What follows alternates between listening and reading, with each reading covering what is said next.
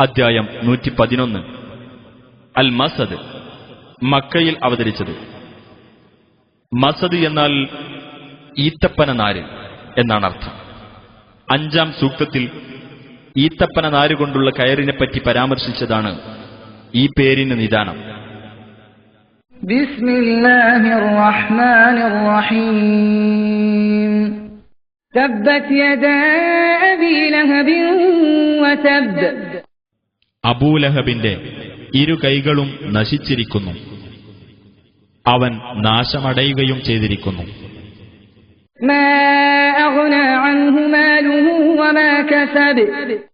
അവന്റെ ധനമോ അവൻ സമ്പാദിച്ചു വെച്ചതോ അവന് ഉപകാരപ്പെട്ടില്ല.